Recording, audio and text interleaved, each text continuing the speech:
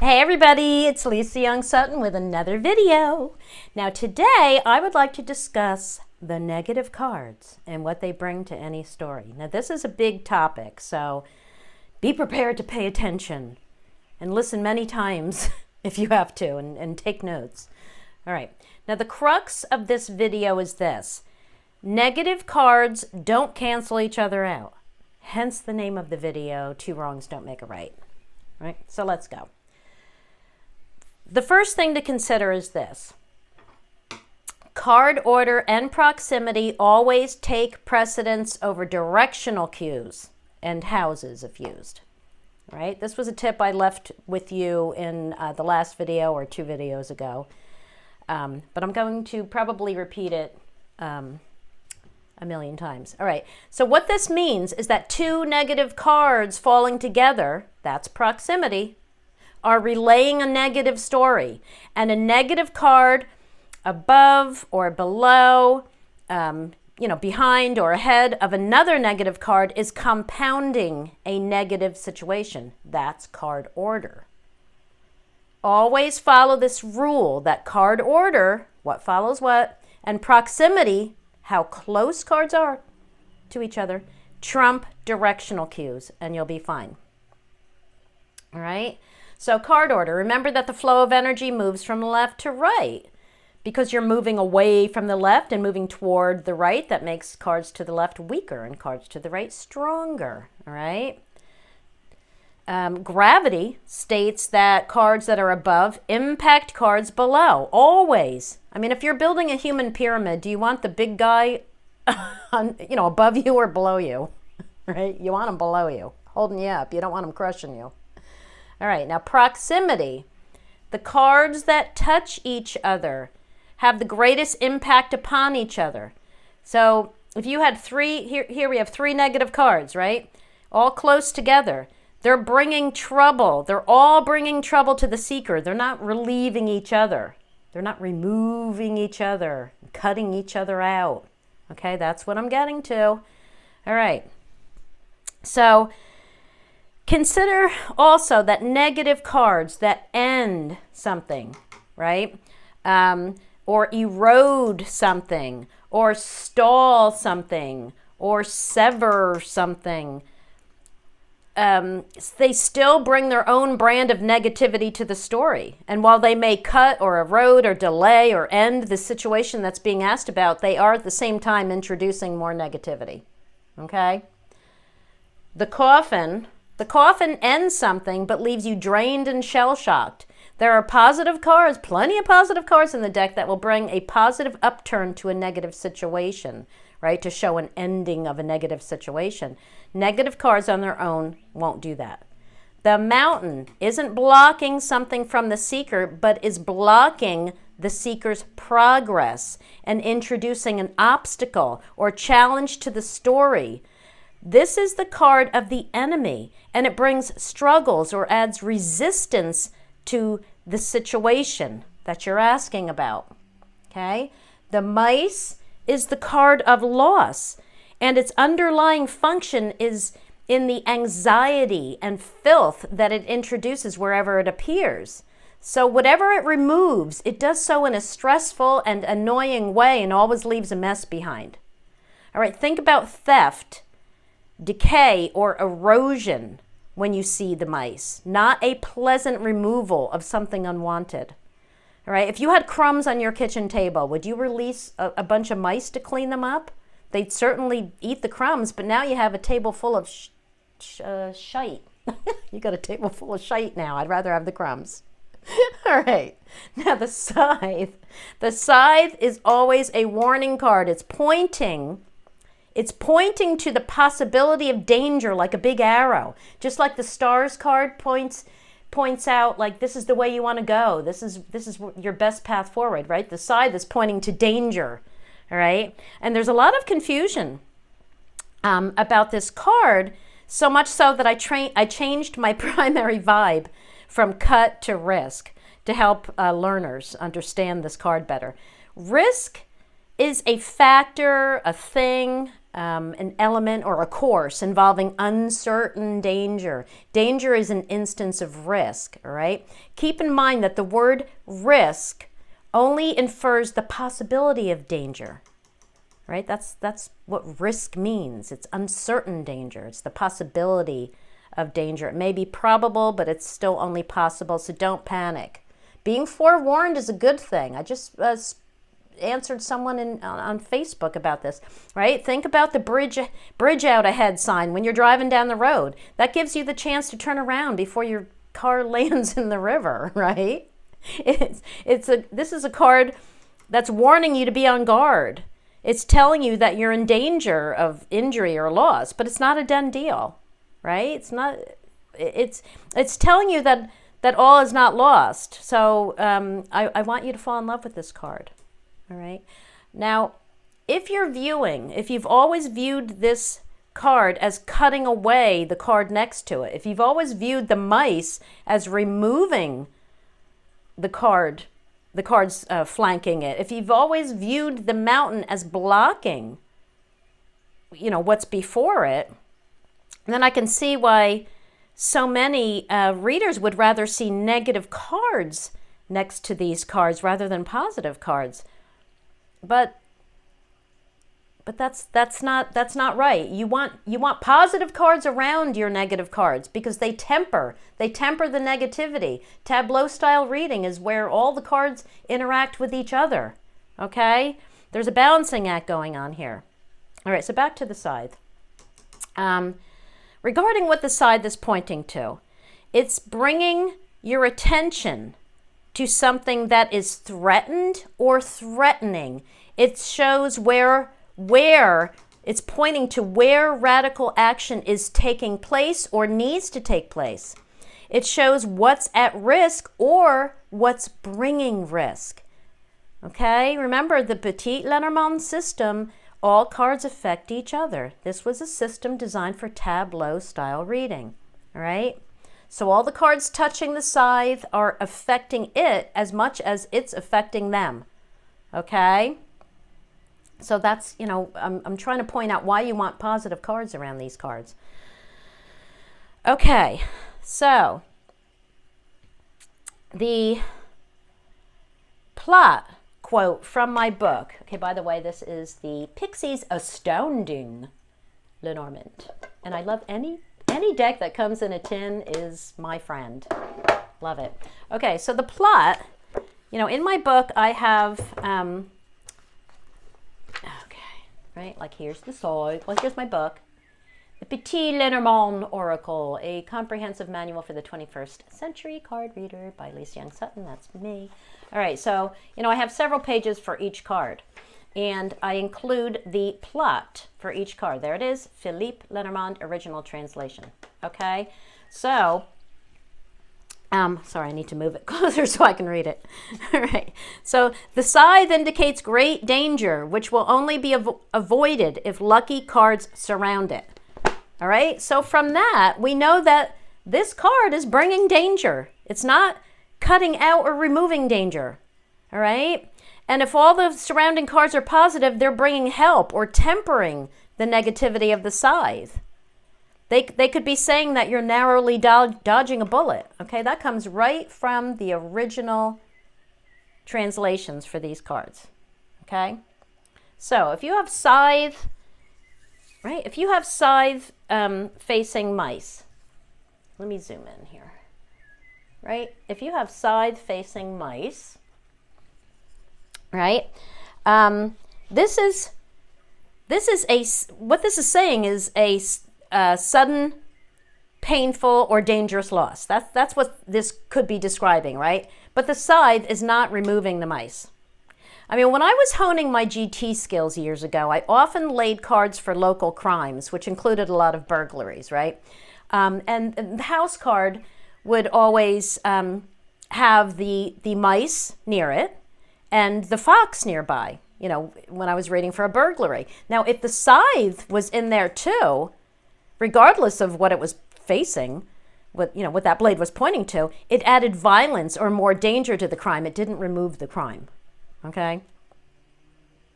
So, Again, card order and proximity trump directional cues. So what if we have Scythe and Sun? Right? If we have Scythe and Sun, your success is in danger, right? That's what the Scythe brings to the Sun. But what does the Sun bring to the Scythe? Especially since it's following it. It's stronger. It's also the strongest card, one of the strongest cards in the deck, excuse me. So at the same time, you have energy and, clarity and optimism and enthusiasm and all that to get past the danger. So that's what the Sun is bringing to the Scythe. All right, what if the Scythe is facing the Coffin? Wait, hang on one second. I have to take a drink. There you go.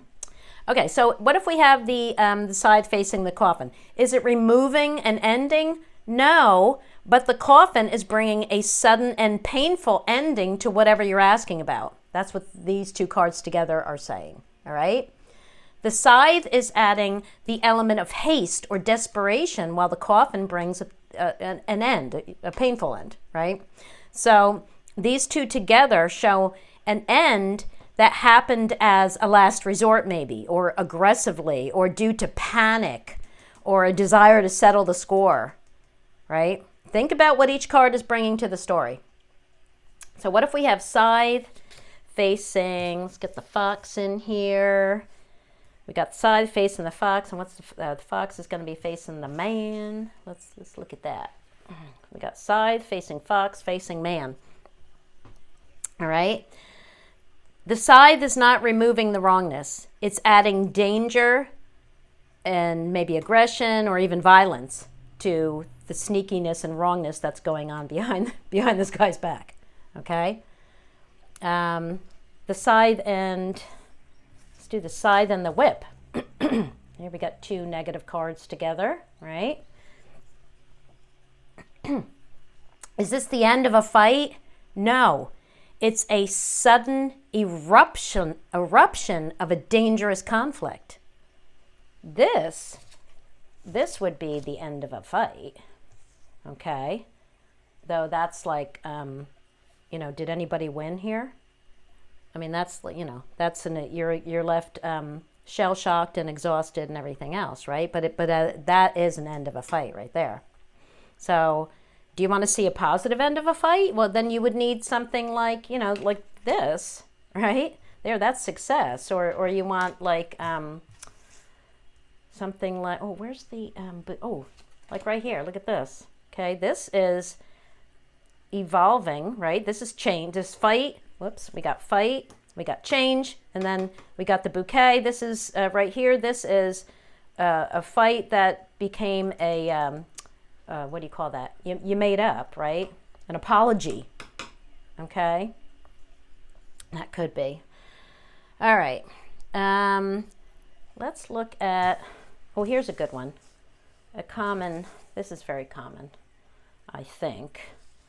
At least, when I used to be hanging out in the groups, I used to see this a lot, right? You'd see ring with the Scythe facing, and right away people would say that that's a breakup.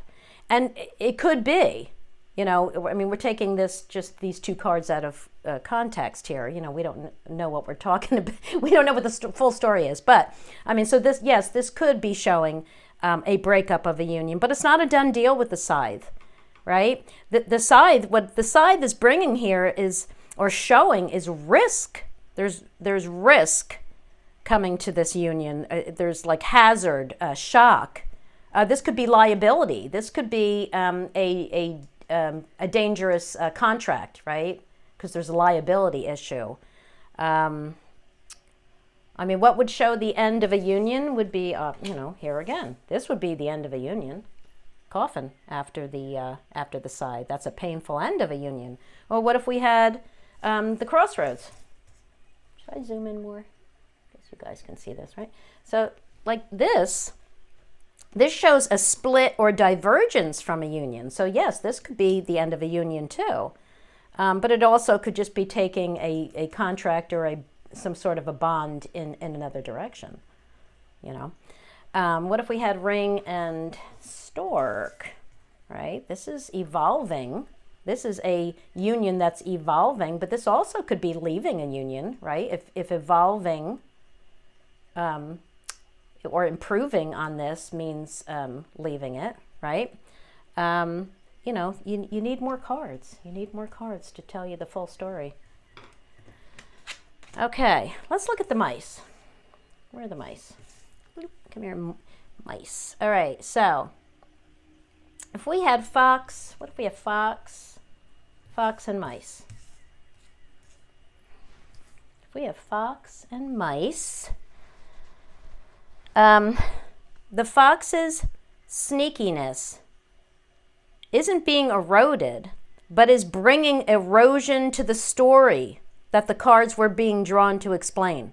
Let's put it that way, right? So we could say this: the fox is bringing sneaky erosion. The fox and the mice. This is bringing sneaky erosion to the story.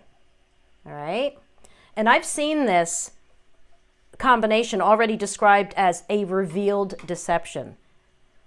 You know, so like now the mice are your friends, right? No, fox and mice is fraud, right? And, you know, okay, fraud as in a deception, that brings a loss. Think about what each card is saying, right? The fox brings wrongness, and the wrongness that it's bringing is in the form of loss or decay. Okay? What if we have fox, mice, and snake? Ooh, yeah, here we go. Let's look at that. You all still with me? You need a break? You can always pause this.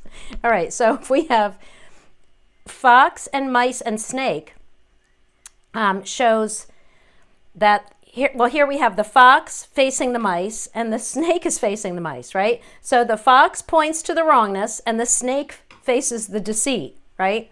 So we have a fraudulent loss that's personal. Remember, the fox is self-interest, but the snake is out to get you. It's personal, right? So read your cards left to right to get your story. How about if we have, let's keep hanging with the mice for a while. What if we have, where's the bouquet? What if we have bouquet, mice, sun? Okay, here we have the erosion of your daily happiness or small pleasures that will take a big chunk out of your success, vitality, or enthusiasm, right? That could be a daily draw right there. But the fact still remains that you're ending with the sun, okay? Now, it would be worse if we had the mice on the end, right? If we had bouquet, sun, mice, in this case, you have a slow decay of small pleasures and optimism. Card order. Okay, let's look at the mountain. I don't want this to get too long. It's already too long, I know. All right, so let's look at the mountain. The mountain brings enemies, struggles, resistance, rejection, inaccessibility, or challenges to the story. So if you have, this is a good one. If you have snake, mountain, where's my lady? Lydia. Here we go. Lydia. All right, so if you have something like this, right? You got snake, mountain, lady. The mountain is not protecting her from the snake. The mountain is foe, not friend. The mountain is holding the snake in place longer, making the difficulties that the snake brings longer lasting. The mountain brings challenges that slow things down. So here the mountain is slowing down the movement of her away from the snake, right? Now the mountain brings challenges that are not insurmountable, but it does block your progress, right? So the problems that the mountain brings are worsened the closer it is. Here, she's the seeker, right? It's right next to her. And it's also worsened when other negative cards are in the vicinity. Okay? So the fact that she's next to 2 negative cards makes both of these cards worse. This is not crushing this. This is holding it in place longer, making it worse for her. Okay. Now, since we're talking about negative cards here, I do want to mention the Fox as a work card. Okay? All right. If you choose the Fox as your life area card for work, there's some things you need to keep in mind. Okay? The Fox brings wrongness, lies, manipulation, backstabbing, and trickery. Right? It often appears in work-related readings because this is the area of one's life where you're most likely to encounter sneakiness disguised as fairness or self-interest disguised as benevolence, right? In a descriptive reading, it'll describe one's job if that job is wrong for them, and they just keep it to pay the bills. They're just trying to survive, okay? I mean, of all the possible choices for work cards, the Fox is the only negative card I've ever seen anyone choose. And that's what brings the problems in. Okay? So, you know, if you want to keep that as your work card, you can certainly do that. But you just have to keep in mind what it's all about. All right? What the meaning of this card really is. So, you know, let's just say that you're asking about work, right? You're laying a small spread, you're asking about work, and the Fox shows up. It's not showing up to confirm that you're asking about work. The whole spread is about work. It's showing up to reference wrongness and sneakiness regarding your work, all right? Another problem with the Fox for new readers is when they confuse the Fox's connection to instinct or the need to be cunning or shrewd as something positive. This is important, right? Do not confuse instinct with intuition. Instinct is connected to your lower chakras. It's primordial, and it's used for short-term survival. Instinct is used for short-term survival. It comes into play when you feel in danger. Instinctual actions may serve short-term goals, but the cost is that you sacrifice long-term thriving. Intuition, on the other hand, is concerned with long-term thriving and is found in the upper chakras, and it has nothing to do with the Fox card. So again, you use your instincts when something is wrong and you feel endangered somehow. Excuse me, wrongness, danger, Fox, okay? No matter how you look at the Fox, it relates to wrongness.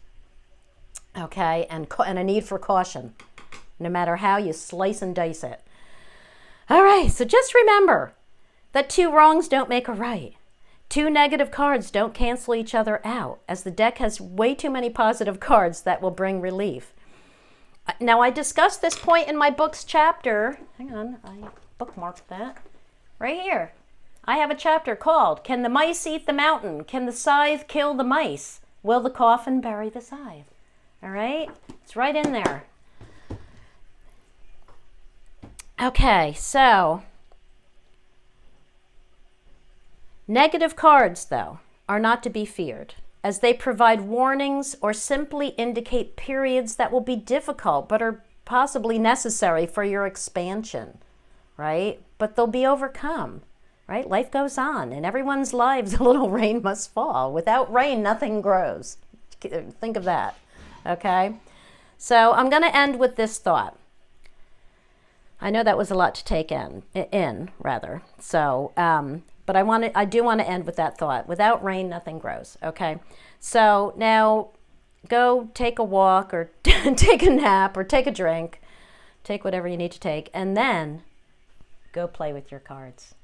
Okay, thanks for watching, everybody. See you in the next video. Bye.